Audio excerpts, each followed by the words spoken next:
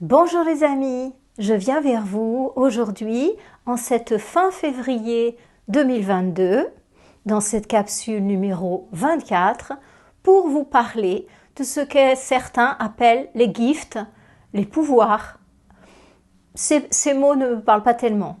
Je préfère appeler ça des capacités extrasensorielles sans leur mettre ni une aura de magie, ni de cadeau, c'est simplement l'extension de nos capacités comme voir, comme sentir, penser, voilà, c'est rien de plus. Dans cette vidéo, eh bien, je vais vous apporter ma vision, ce n'est bien entendu pas la vérité absolue, c'est ma lecture de ces différentes capacités et aussi je vais vous apporter mon propre témoignage et vous raconter comment elles sont apparues dans ma vie, comment je les gère et comment je vous conseille de les gérer, de les développer ou de ne pas les développer. Voilà les amis, ce que nous allons réfléchir ensemble pendant les environ 40 minutes à venir. Alors, je vais commencer par vous parler de ces capacités d'un point de vue général. À chacun de nos sens physiques, le goût, l'odorat, l'audition, la vue et la pensée pour la télépathie, eh bien, nous avons la possibilité d'avoir une extension de ces sens. Je vais commencer par la télépathie. En fait, j'hésite parce que, avant de faire cette vidéo, je me suis vraiment demandé qu'est-ce qui était apparu chez moi en premier. Est-ce que c'était la télépathie ou est-ce que c'était la clairvoyance?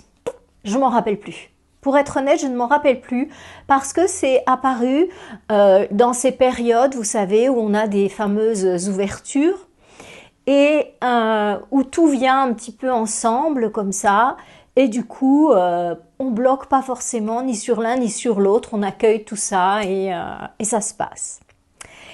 Alors, d'un point de vue général, est-ce qu'il est positif de rechercher ces capacités extrasensorielles? Est-ce qu'elles peuvent vraiment nous apporter quelque chose sur le chemin spirituel? Est-ce qu'il est indispensable d'être télépathe? Le mot à la mode, c'est channel. Est-ce qu'il est indispensable d'être clairaudient? D'être clairvoyant, d'être clairsentant, pour que les choses se passent bien sur le chemin spirituel? Non, je ne crois pas. Nous sommes tous différents, nous avons tous nos capacités, et la chose la plus importante, bien plus que d'être télépathe, clairvoyant, la chose la plus importante, c'est d'avoir confiance en soi et dans cette infinie puissance qui nous guide. Que vous l'appeliez la source, la divine providence, finalement, peu importe le nom que vous mettez là-dessus, l'important, c'est la confiance et de comprendre que l'on a toujours ce qu'il nous faut au moment où il nous faut. C'est tout. Donc, une capacité va se développer parce qu'elle nous est nécessaire à ce moment-là. Et que sans cette capacité, les choses auraient été beaucoup plus compliquées. Une capacité va venir facilement si elle a déjà été acquise et maîtrisée dans les vies passées.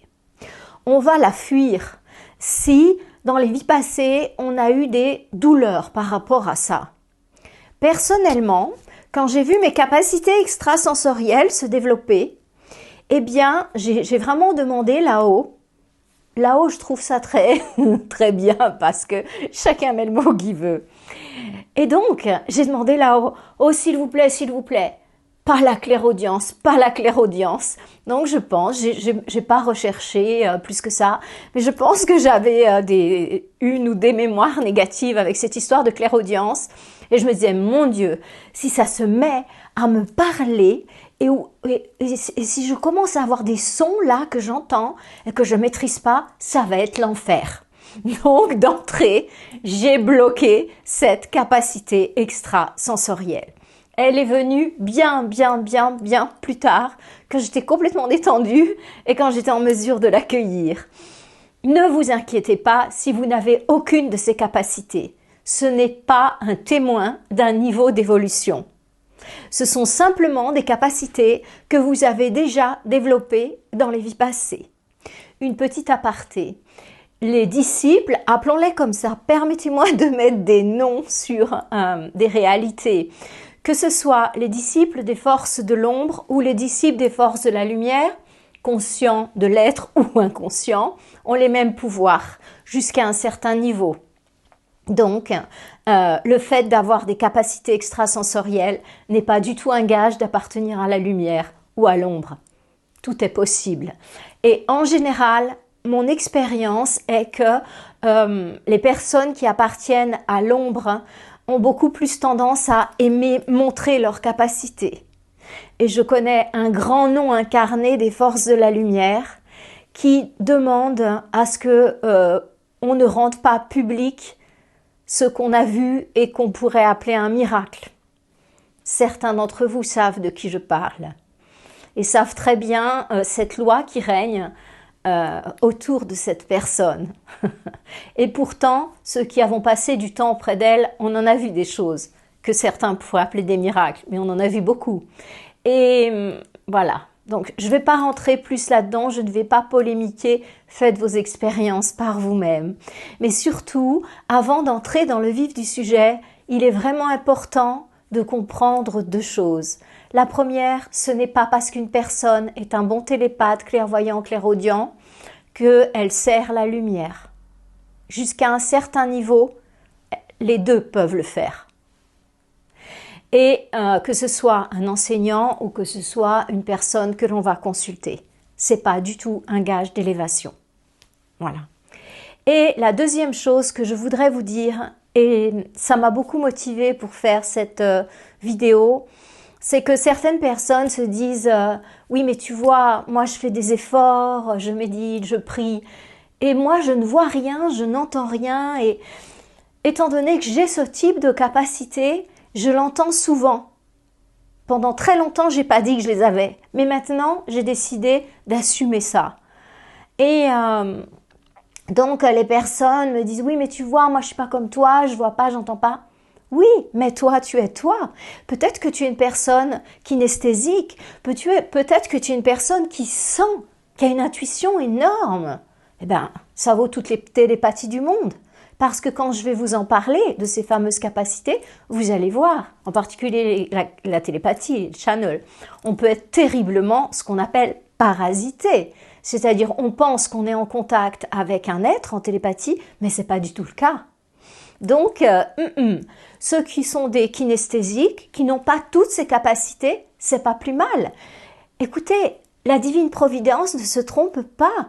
Il y a en vous un guide intérieur qui ne se trompe pas. La pire des choses, c'est de ne pas avoir confiance en vous et en ce guide intérieur. Soyez bienveillant avec vous-même et je vous assure que tout se révélera au moment donné. Parlons de mon expérience. Je n'ai jamais de ma vie souhaité avoir télépathie, clairvoyance, clairaudience. Jamais. C'est plutôt des choses qu'on va me rajouter, enfin de mon point de vue, c'est plutôt des choses qu'on va me rajouter, que je vais devoir gérer, je sais pas trop ce que je vais devoir en faire. Et puis avec la télépathie basique, on a accès à tellement de connaissances que waouh! Après, il faut faire le tri avec tout ça. Après, il faut savoir à qui on dit quoi. Après, il faut savoir quoi en faire, les amis. Donc, dans cette vidéo, je suis désolée pour ceux qui sont très contents et très fiers d'être channel, d'être clairvoyant, d'être... Je suis désolée. Mais moi, je suis le petit artisan de la voix et je vois pas du tout ça comme ça. Moi, je vois ça comme un petit artisan. C'est des choses qui nous sont données, ouais, chouette, mais c'est pour faire notre job. C'est pas plus, hein. C'est pas plus.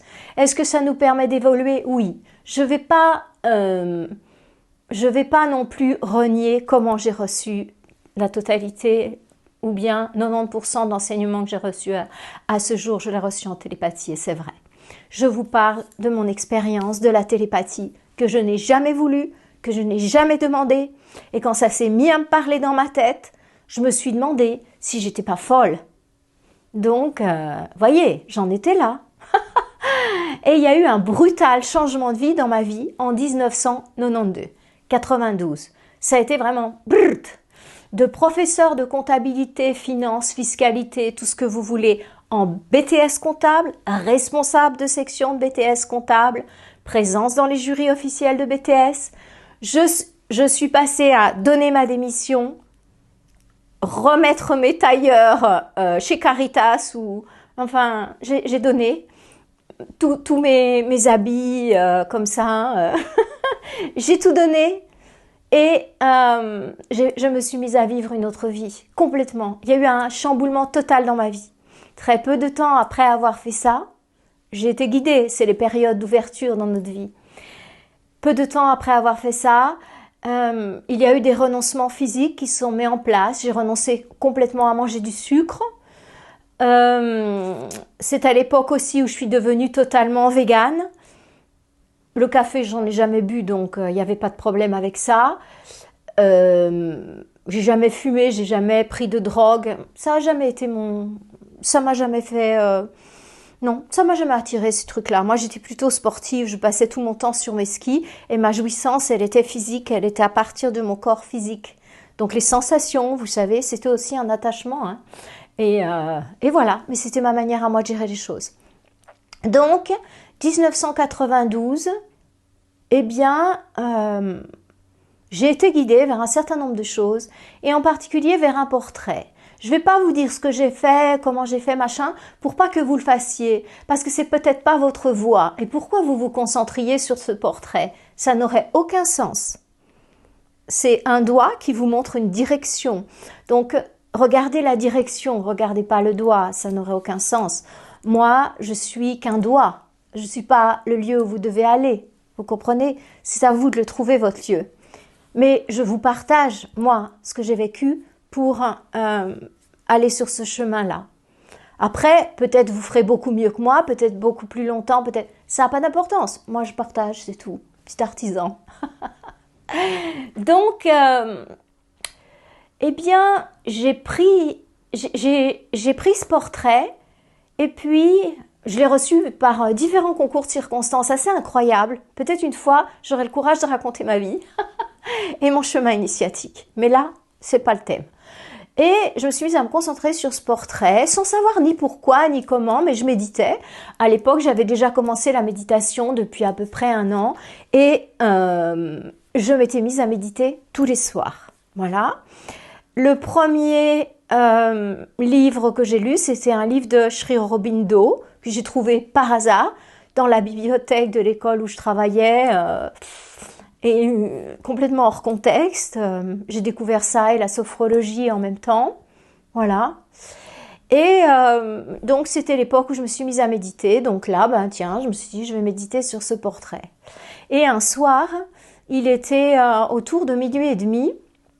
Mon compagnon de l'époque, qui était après mon mari, rentrait tard. Il avait un travail qui faisait qu'il rentrait tard.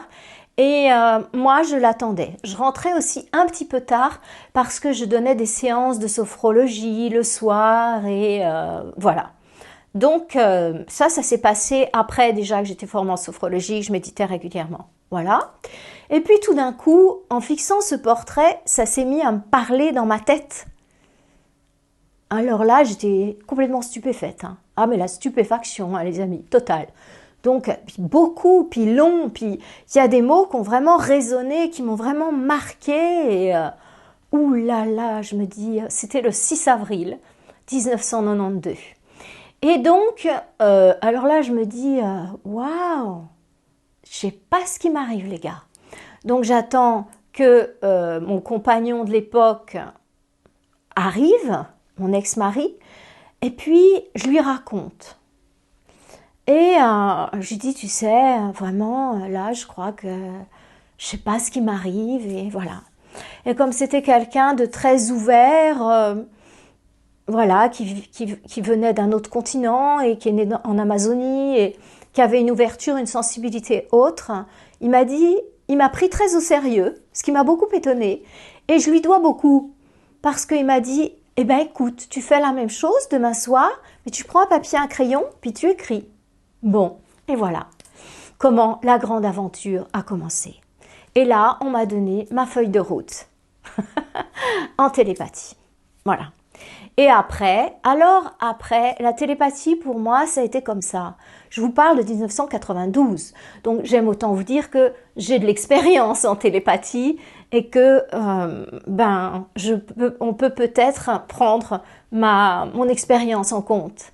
Donc au début, ce qui s'est passé pour moi, c'est que on a des contacts parasités. Moi, j'appelais ça parasités.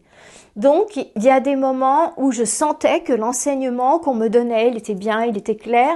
Et il y a des fois où mon mental allait rajouter des trucs ou en enlever parce que ça lui plaisait pas et je m'auto-parasitais. Parfois, il y a aussi des présences extérieures qui viennent nous parasiter, nous donner des messages qui n'ont rien à voir. Dans mon cas, le plus classique, c'était, comme je n'avais pas encore une discipline mentale impeccable, je pratiquais pas encore Vipassana, eh bien, dans mon cas, le problème, c'était que mon propre mental partait en live, c'est-à-dire tout d'un coup, il en rajoutait ou il en enlevait, il y avait des pointes de jugement, de « vas-y que je me lâche », voyez. Et après, quand je relisais ça, je me sentais pas très bien ou voilà. Mais pourtant, il y avait des passages très authentiques. Donc, j'ai passé des années comme ça, comme on apprend à faire du ski. J'ai passé des années comme ça à apprendre à avoir des contacts bien fluides, bien transparents. Et donc, qu'est-ce qui permet la qualité d'un contact télépathique? C'est sans aucun doute notre vibration. Lorsque j'ai écrit Au nom des maîtres, qu'on m'a demandé d'écrire, qui était le résumé de tout l'enseignement que j'avais reçu pendant les 10 dernières années, j'ai dû en faire un résumé. Un petit peu comme quand on fait un doctorat, on fait des recherches et puis après, on doit organiser nos recherches et on pond un doctorat. J'ai fait exactement la même chose avec ce livre Au nom des maîtres. C'est-à-dire, j'ai repris l'enseignement, je l'ai organisé et j'en ai fait un livre. À l'époque où j'ai fait ça, on m'a fait partir au Brésil parce que la couche mentale, la sphère mentale est transparente. Les gens sont plutôt dans l'émotionnel. Donc pour un télépathe, c'est beaucoup plus facile parce que c'est transparent, ça passe bien. Pendant toute l'époque où j'ai fait ce travail de synthèse, on m'a demandé de manger cru, sans sel, évidemment végétal. Donc pendant 6 mois, 1 an où j'ai fait ce travail, oui, un an en tout cas, eh bien j'étais crudi-végane mais sans sel, sans chocolat, sans café, vraiment cru nature, vous voyez, le plus proche possible de l'état naturel. Donc mon corps avait atteint une vibration super élevée. Je méditais minimum 1 heure matin, 1 heure le soir. Je faisais environ une demi-heure de pranayama, 20 minutes, une demi-heure chaque matin. Je chantais des chants saints et je faisais 45 minutes à 1 heure de yoga chaque matin. Donc je faisais beaucoup de pratiques et j'étais dans un état de clarté magnifique. Et c'est à partir de là que j'ai écrit Au nom des maîtres, qui est publié aux éditions Grancher depuis 2008. Parce que il n'a pas été édité tout de suite, j'étais en Amérique du Sud. Voilà, ça a pris le temps de relecture, de trouver le bon canal de distribution et tout ça et tout ça. Voilà les amis, ça c'est mon expérience de la télépathie. Donc pour moi, elle a été très utile puisque la totalité de l'enseignement, je l'ai reçu par télépathie. Donc voilà, c'est très facile. Une fois qu'on a acquis la clarté, qu'on a beaucoup d'expérience, on devient vraiment un canal super. C'est-à-dire qu'on peut vraiment capter, il ne faut jamais forcer les choses parce que parfois on a le droit d'avoir accès à l'information. C'est pareil en clairvoyance, attention. Mais la clairvoyance, c'est plus violent en fait parce que des fois quand on n'a pas les droits d'accès, ça va très mal. Donc la télépathie, non, on se fait pas ramasser comme quand on rentre dans des dimensions où il faudrait pas tout en étant en présence, quoi, en clairvoyance. Là, non. Et donc cette télépathie, pour moi, elle est devenue partie intégrante de ma vie. Et bien sûr, si j'ai besoin d'une information, eh bien, je vais demander. Voilà. Je me connecte. Alors, au début, la télépathie, c'était avec les êtres de lumière, bien sûr, avec les humains qui nous environnent. C'est pas forcément toujours très facile. Bien sûr, je lis dans le mental, évidemment. mais parfois les gens ont le mental un petit peu confus. Donc quand la personne a une idée claire et tout ça, vraiment, soit parce qu'elle veut vous embrouiller, soit parce qu'elle est tendue parce qu'elle ment, soit parce qu'elle est amoureuse, enfin il y a quelque chose de très fort, alors là oui, c'est très facile de lire. Mais chez certaines personnes qui sont dépressives, fatiguées, le mental il est un peu brouillon comme ça, et du coup c'est un petit peu moins facile de lire dans le mental. Voilà. Le fait d'être télépathe demande d'avoir beaucoup de tolérance, parce qu'on voit les choses telles qu'elles sont, et en fait moi je me suis rendu compte que je l'étais depuis toujours. Depuis enfant, je me suis rendu compte que je savais ce que les gens pensaient. Mais je croyais que tout le monde le savait. Ouais. Voilà, bon. Il y a eu des concours de circonstances dans ma vie qu'on fait qu'on m'a dit que c'était pas normal et que j'avais quelque chose de différent.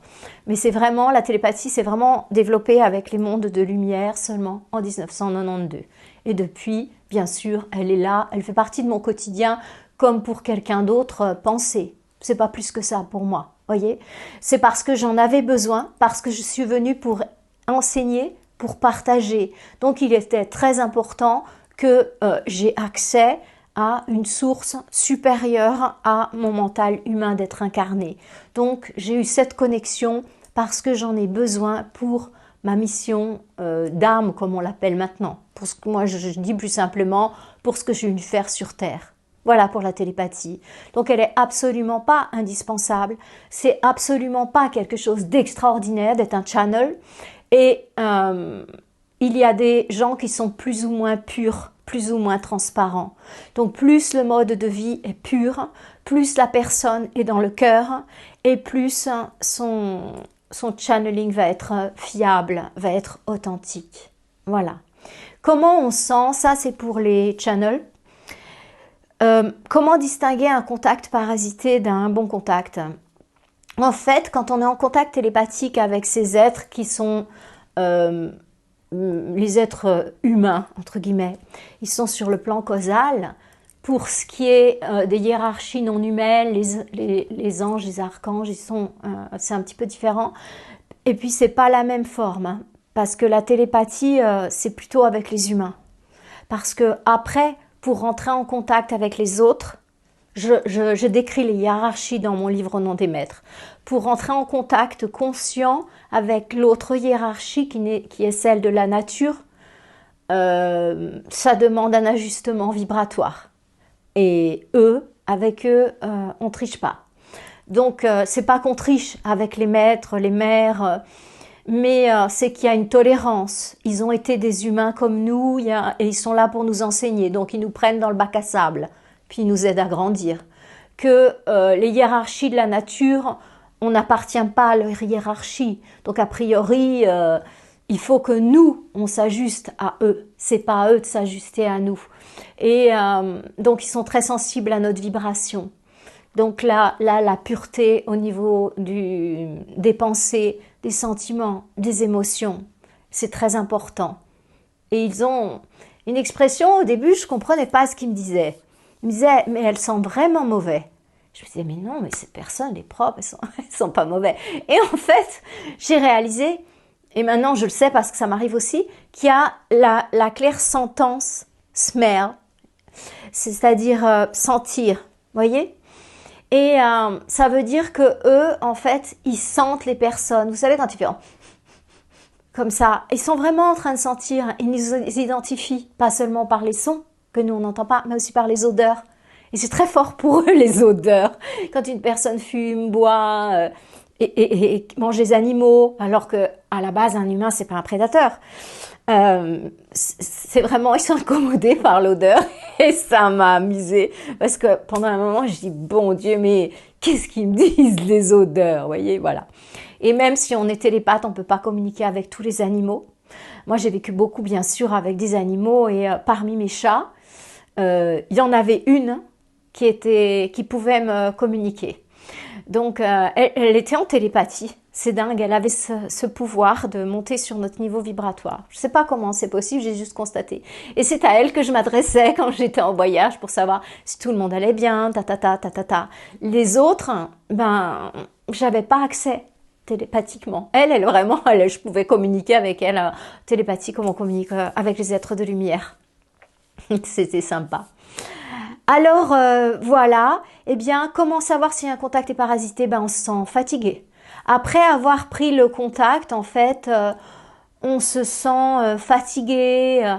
Je sais pas, il y a une sensation de malaise, de mal-être, et c'est tout différent. Quand on a pris un beau contact, qu'on était vraiment dans l'aura de l'être qui nous parlait, il nous a nourri ce contact. On n'est pas du tout fatigué, on est bien, on est positif, on est heureux. Voilà. C'est la différence, c'est notre état. Et c'est pareil pour celui qui le reçoit. Il se sent, après un contact télépathique, avoir travaillé avec un channel, on se sent super bien si le contact était authentique, que le channel est bien aligné. Si c'était un petit peu, voilà, eh bien, on se sent confus après avoir entendu ce qu'il nous a dit. Voilà. Donc, j'ai pas à dire que c'est bien ou pas bien d'être channel ou télépathe. J'ai pas à dire que c'est bien ou pas bien d'aller voir un channel. Ça dépend des cas. Donc, une personne qui est télépathe, eh bien, en prenant un contact, elle peut considérablement nous aider si c'est ça qu'on doit recevoir dans la vie, sans entrer dans une dépendance, hein, bien évidemment. Et puis, si nous, on a de la télépathie, faut pas la refuser, faut l'accepter, et puis faut l'intégrer comme ça, tranquillement, à son quotidien, et puis aller demander à un aîné qui a déjà cette capacité qui s'est développée, de l'aide, se joindre à un groupe, ou voilà.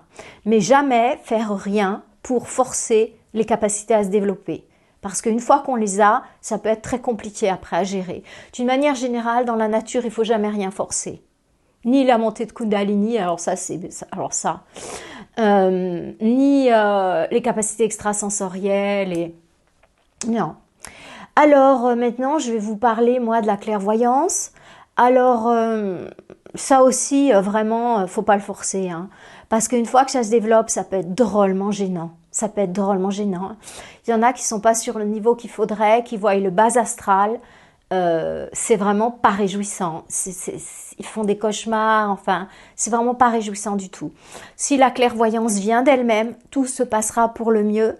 Vous aurez autour de vous le support qui vous sera donné pour que ça se passe bien, pour que ça se passe dans la paix, pour que ça soit accepté et pour que ça soit très progressif. Vous ne serez pas du tout acculé. Vous aurez que du bonheur avec cette clairvoyance. Si ça vous arrive, il n'y a pas de souci, acceptez-la. C'est effectivement dans ce cas-là un cadeau qui vous est donné pour avancer. Pas de panique, acceptez et tous autour de vous viendra pour vous aider. Soyez-en sûrs.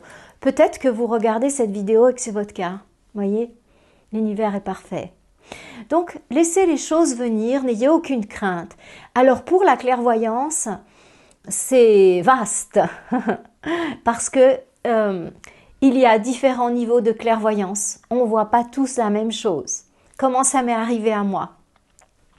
Moi, alors que j'avais décidé de faire tout à fait autre chose dans la vie, à partir de mon cher ego et de ce fameux projet Sens qu'on m'avait collé sur le dos là, eh bien, j'ai découvert par hasard que j'avais dans mes mains la capacité de guérir les gens. Oh. Bon, il a fallu assumer ça aussi, les amis. Moi qui avais fait des études pour être expert comptable, c'était mal parti. Bon, à l'époque, c'est quand j'enseignais, j'avais déjà quitté là où je faisais mon stage. Enfin voilà, on fait nos études, on fait un stage, on écrit un mémoire, bref. J'avais quitté là, avant de faire le mémoire. Et là, j'ai commencé à soigner parce que le monsieur chez qui ça s'est révélé, en fait, me dit, c'était un stage de méditation, je ne savais pas du tout qu'il y avait du magnétisme, je ne voulais pas entendre parler de ça. Et j'étais à la base cartésienne, les chiffres, hein, j'ai étudié les chiffres. Hein. Donc moi, ça ne me disait rien cette histoire-là, vous voyez. Et finalement, une fois peut-être je le raconterai, on se rend compte que j'ai une capacité de guérir dans les mains et que c'est fort. Ah, alors il me prend à la pause et puis il me dit qu'est-ce que tu vas faire de ça? Moi je commençais dans la vie, j'avais un salaire très confortable, j'aime m'enseigner donc ça me rendait heureuse, les élèves m'aimaient bien, voilà. Hein. Il y a de quoi être content avec ça. Et tout d'un coup, bling. Bon, ben je lui dis, ben je sais pas. Et il me dit, eh bien, si tu ne les utilises pas, ça va se retourner contre toi. Donc tu choisis, soit tu utilises ce qu'il appelait un don, soit ça se retourne contre toi. Alors moi, vous voyez, je cogite ça dans ma petite tête, puis je me dis, ben mince alors. Alors là, ben oui, je commence à magnétiser, après ma main se met à bouger toute seule, enfin bref, je rentre dans cette histoire-là. Et je suis vraiment dans un accueil des patients, je suis dans l'amour, je suis dans... C'est comme si, dans cet instant-là, c'était mon enfant et que j'ai vraiment envie de le guérir de tout mon être.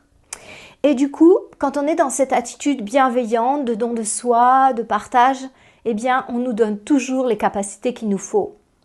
Et là, oups, je me mets à voir dans le corps de la personne. Oh. Alors là, les amis, non mais, quand on raconte, je sais pas si on peut réaliser, mais quand on commence à voir comme ça, alors bien sûr, je voyais pas tous les petits traits, le système nerveux et tout ça, mais par exemple, la personne avait le foie qui allait pas bien du tout, je voyais le foie, encore plus les yeux fermés. Donc je voyais, alors je remarque, parce que comme j'osais pas en parler, et puis ça m'aidait énormément pour soigner les gens, puis je remarque en fait que, ben oui, ben tiens, quand il y a une maladie qui est mortelle, je vois une tache noire sur l'organe, la partie en question. Si c'est gris, c'est que c'est pas encore trop mal. Enfin bref. Et pendant des années, après, ben voilà, j'ai repris mes études, j'ai étudié pour être naturopathe. Enfin, entre-temps, j'avais fait ça et pendant des années, j'ai étudié pour être naturopathe parce que j'aime bien faire les choses à fond. Donc, j'ai étudié. Et pendant ce temps-là, eh bien, je recevais des patients et en fait, je les faisais mettre debout face à moi sur un mur blanc. Je leur disais absolument pas ce que je faisais. Et pour masquer les choses, je dis, ah oui, vous avez la hanche droite qui est un peu plus haut que la gauche et tout. Les gens étaient persuadés, j'étais en train d'examiner comme ça leur squelette et tout. Mais en vérité, non. Je regardais s'il n'y avait pas une maladie grave à l'intérieur qui n'avait pas été diagnostiquée. Parce que bien sûr, qui va diagnostiquer ça à part un clairvoyant? Donc voilà, moi, ma première clairvoyance, ça a été ça, tout simplement, de voir un petit peu les organes et surtout les zones... où ça allait pas. C'est comme si je voyais en surbrillance là où il faut que je soigne. Me demandez pas pourquoi, comment je fais, comment. J'en sais rien. Vous faites comment pour me regarder là dans la vidéo? Vous en savez rien. Ben, c'est exactement la même chose qui se passe. J'en sais rien. Donc, simplement, je regarde dans la non-attente et dans une infinie bienveillance. Voilà. Mon seul but, c'est d'aider. Et du coup, ben voilà, je vois ça. Bon, alors ça m'aide considérablement. Voilà, avec le temps, je me mets à l'assumer. Ça fait peut-être une dizaine d'années maintenant que je l'assume et que les patients le savent. Donc, ben, ils sont toujours très inquiets s'ils ne peuvent pas être reçus par moi parce que du coup, comme ils savent que je vois, ça les rassure beaucoup parce que les gens qui me connaissent depuis longtemps, ben, ils ont bien vu que parfois, je vois même un problème aux dents ou quoi. C'est comme ça, je sais pas comment je fais, ça se met en surbrillance, je le vois, là. Ça fait partie maintenant de mon quotidien, voilà.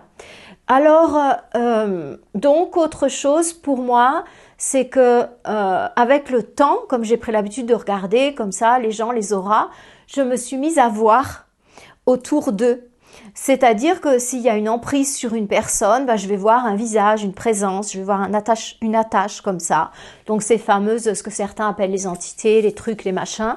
Et puis petit à petit, ma clairvoyance, elle s'est étendue.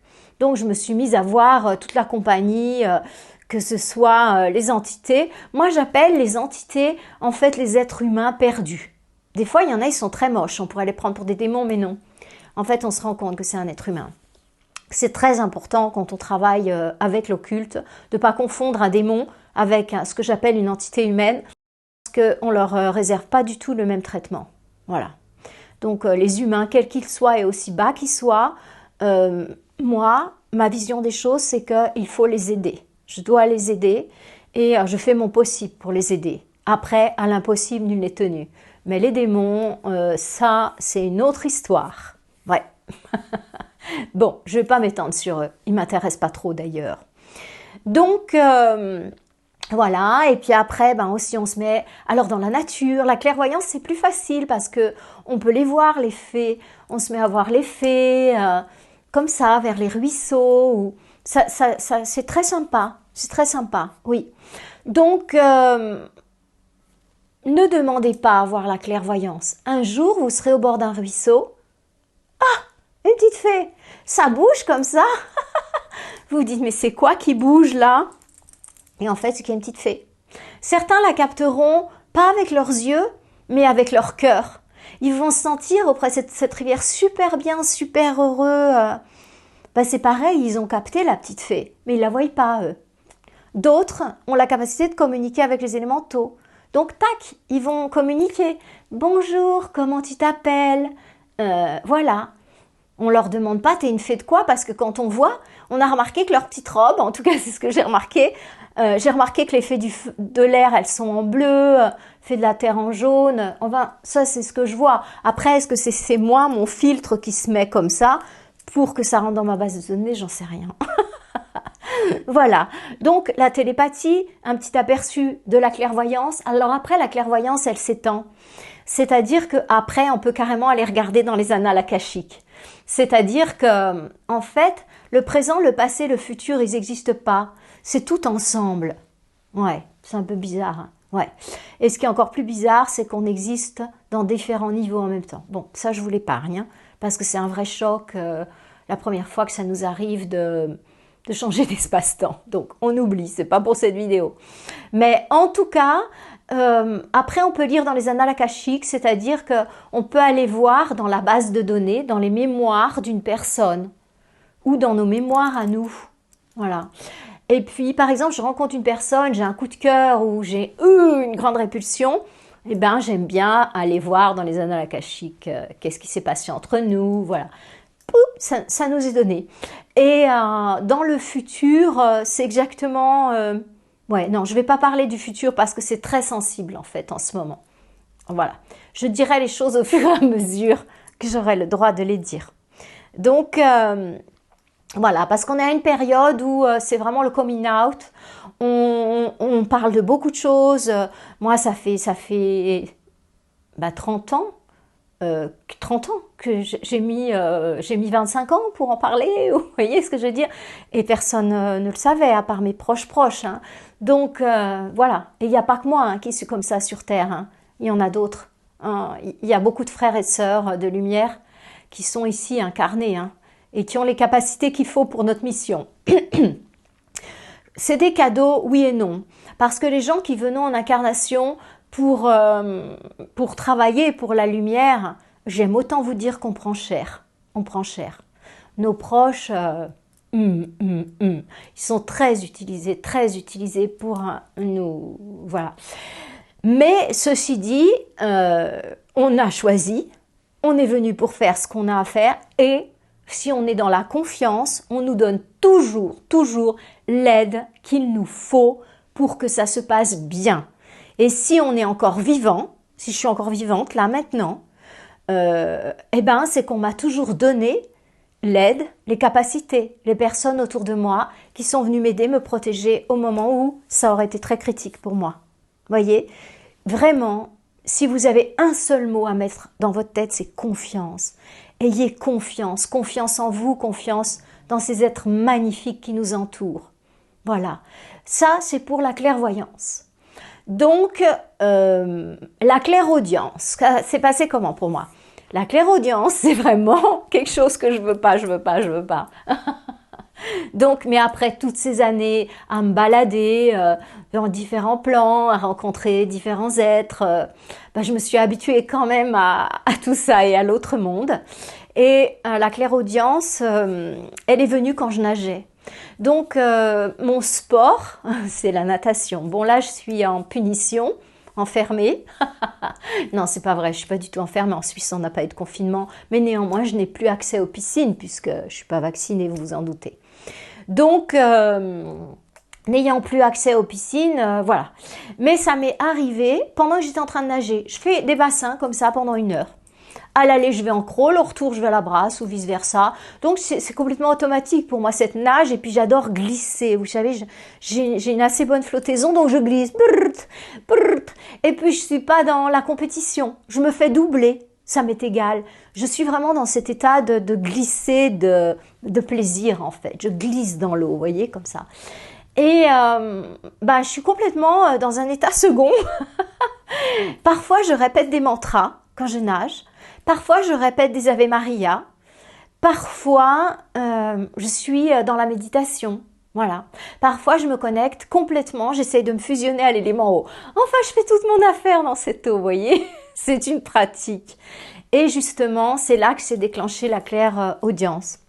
Quand je m'y attendais pas. J'étais dans cette paix, dans cette connexion avec l'eau. Vous allez me dire claire audience, c'est pas l'eau, c'est l'air. Ben oui, écoutez, moi j'y peux rien, hein, c'est comme ça que ça m'est arrivé, je vous le dis. Hein. Peut-être parce que j'étais en confiance, peut-être parce que je n'avais plus la pesanteur, je sais pas. Et j'ai commencé à entendre des sons comme ça, des très beaux sons angéliques, comme ça, comme des chants lointains, comme de la harpe, des choses comme ça. Voilà. Ça a duré pendant une période et puis après j'avais la tête ailleurs ou quoi, donc ça s'est pas tout à fait reproduit et tout ça. Mais parfois ça revient. Mais je suis pas très copine avec avec cette capacité-là, je dis franchement. Et l'autre fois où j'ai entendu le son, c'est dans une expérience de méditation profonde comme ça, quand on on n'est plus là. C'est-à-dire que c'est une expérience où on n'est plus soi, on devient le tout.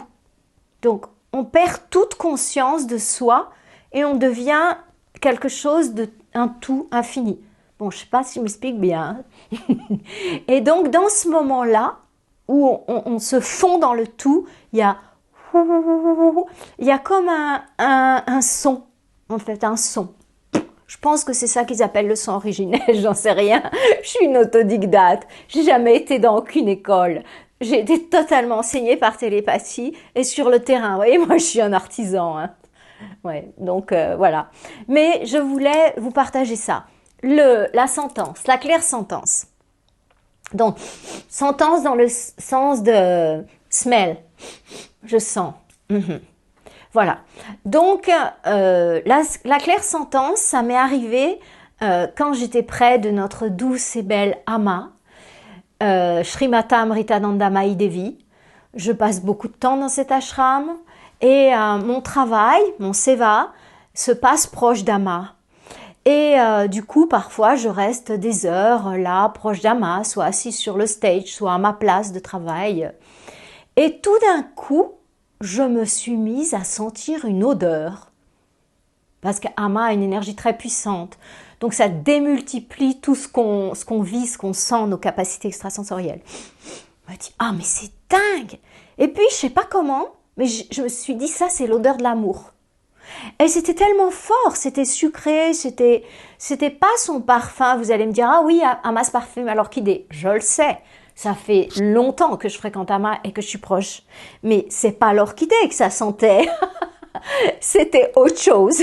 Je n'ai pas de mots, encore une fois. J'ai pas été à l'école des ésotéristes, non, je sais pas. Tout me vient de mes vies passées et ce qu'on m'a envoyé. Artisan, quoi. Pas plus. Donc me voilà sur mon stage, en train de renifler. Enfin, vous voyez, ça se voyait pas, mais en fait, je disais, oh, et ça m'a mis en extase au point que j'ai pleuré. J'étais complètement dans ce parfum. Bon, enfin bref, je vous passe la suite. Et puis ensuite, comme il y a des milliers de gens chaque jour que Amma étreignait avant le Covid, eh bien, je me suis mis à les sentir. Et c'était prodigieux.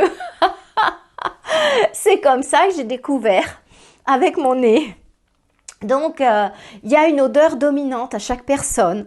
Donc, je les voyais passer les uns après les autres. Alors, je sentais. Je peux pas vous dire comment je faisais. J'ai jamais demandé, c'est venu tout seul. Et je sentais celui-là. C'était son odeur principale, c'était la pauvreté. Bon, je le dis, ça arrive en Inde. Il y en a d'autres, son odeur, c'était la jalousie. Il y en a d'autres, c'était la bonté. Voyez? C'est très curieux, hein?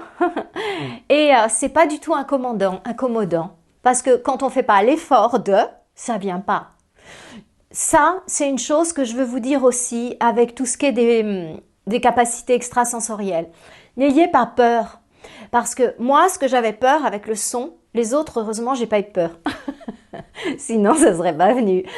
Eh bien, ce que j'avais peur, c'est « Oh là là, si ça s'arrête pas !» Mais non, non, non. Ça s'arrête, ça s'arrête. Et le difficile, c'est plutôt que ça revienne, voyez, parce qu'on a une attente, ta. Mais le fait que ça s'arrête pas, non. Non, ça s'arrête naturellement. Et parfois, quand on manque d'entraînement, qu'on le fait plus, on a du mal plutôt à le retrouver. Voyez ce que je veux dire? Si c'est pas intégré à notre vie. Après, ça devient un réflexe parce qu'on a la télépathie, ça fait partie de notre vie. On est clairvoyant, ça fait partie de notre vie. Alors pour la clairvoyance, est-ce qu'on est toujours branché? Est-ce qu'on est toujours en train de regarder dans l'aura des gens, de scanner les annales akashiques? Jamais. Moi, je vous vois comme vous me voyez. Et surtout, je veux pas que ça change. Voyez, ça serait très encombrant. Et ça se passe comme ça se passe bien. Je vis tout à fait normalement maintenant avec tout ça. Enfin, je dis maintenant parce qu'avant, je cachais. Donc, mais ça m'a jamais gêné. En fait, ça m'a jamais gêné. Donc, allez-y, laissez-vous aller. Si ça vient, demandez conseil à une personne. C'est important qu'il y ait une personne autour de vous qui vous aide, qui vous guide, qui vous soutienne. Peut-être même à plusieurs pour avoir plusieurs avis. Parce que les gens qui connaissent pas ça, vaut mieux pas leur en parler. Hein, parce que là, ils risquent de vous faire enfermer. Oui, oui, oui. Ah ben oui, schizophrène, machin. Je sais pas ce qu'ils peuvent inventer. Elle est possédée, enfin tout quoi, on peut vous le faire tout. Voilà les amis, c'était un petit partage, voilà, pour vous donner confiance dans vos capacités extrasensorielles, pas en faire une montagne, pas penser que ceux qui en ont, ce sont des personnes très différentes, extraordinaires. Non, non, alors là non, je vous assure que non, hein. En ce qui me concerne, c'est pas du tout le cas. J'ai suivi aucune école initiatique, j'ai aucun grade dans ces trucs-là. Je sais même pas comment ça se passe. J'en sais rien. Et j'ai même pas envie d'aller voir d'ailleurs. Voilà. Donc ça c'est fait. Vous voyez, il y a des choses dans la vie qu'on a naturellement. On n'a pas besoin de les apprendre. Vous voyez, on sait comment faire. Vous savez comment faire un bébé. C'est naturel, ça se fait. Et on y prend du plaisir, on le fait bien. Voilà. Et c'est exactement la même chose avec les capacités extrasensorielles. Ne les recherchez pas. Peut-être que vous êtes très avancé sur le chemin de la lumière. Peut-être que vous êtes déjà tout près de votre être, mais que vous n'avez ni clairvoyance ni clairaudience, parce que vous en avez vous en avez pas besoin. Vous en avez pas besoin. Si vous en aviez besoin, on vous les aurait donnés. Ayez confiance en vous. Idéalisez pas ceux qui ont ces capacités. Il y a de tout. Il y a vraiment de tout. Voilà. Eh bien, écoutez les amis, voilà, j'ai osé en parler. Et j'espère que ça aura apporté de l'eau à votre moulin, que vous serez plus subjugués par les gens qui ont des capacités extrasensorielles, que vous accueillerez ce que vous êtes avec beaucoup d'amour, beaucoup de respect, beaucoup de bienveillance. Parce que vous êtes merveilleuse, merveilleux. Namasté les amis, soyez heureux.